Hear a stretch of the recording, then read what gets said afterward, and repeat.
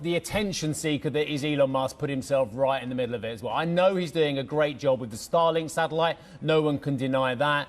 But what was the point of him tweeting a poll to people who are fighting for their existence?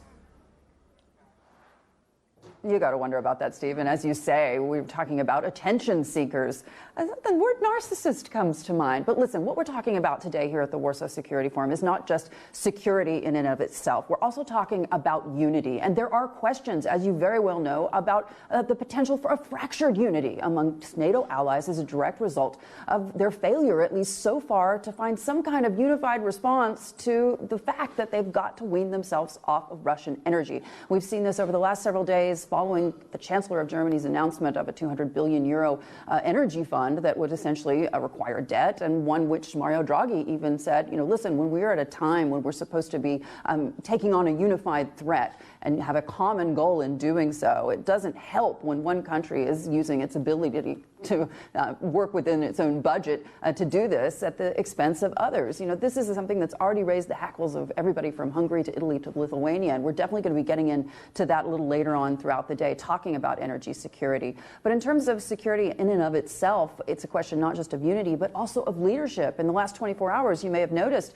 U.S. President Joe Biden announcing to Al Sharpton that he is going to run in the next election in 2024. This is a man who is 79 years old. This is a question of what the future is going to look like and what NATO allies can expect, certainly from Washington. One question that I'll be raising a little later in the program with General David Petraeus, the former director of the CIA, is one of not just leadership, but also in terms of security. There's been a report out of CNN over the last 24 hours suggesting that Ukraine will actually be willing to have U.S. oversight of Russian targets in exchange for a missile system, one that they say that they need to continue the fight, to continue their pressure on the Russians. They say they've made a lot of progress, obviously, in the last several weeks, and they want to continue to do that. In order to do that, they need these advanced weapons systems. Now, Poland, of course, a country that shares a 200-plus kilometer border with Russia, was the very first country to support the Ukrainians. They've continued to do so both economically as well as security-wise in terms of weapons.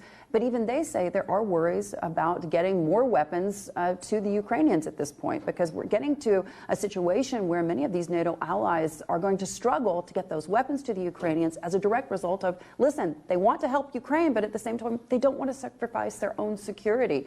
And Poland specifically, on the Eastern Front, directly sitting there staring down the Kremlin, if you will, understand that when it comes to their own security, when it comes to the Eastern flank, things have moved. The center of gravity, if you will, of NATO has moved to this part of the world. So whereas several years ago when we'd go to these NATO summits, guys, and sit on the sidelines, and the only folks that would really spend time talking to us were the Eastern European leaders, because they definitely felt NATO needed to work for them. Now it's more of a situation where I told you so.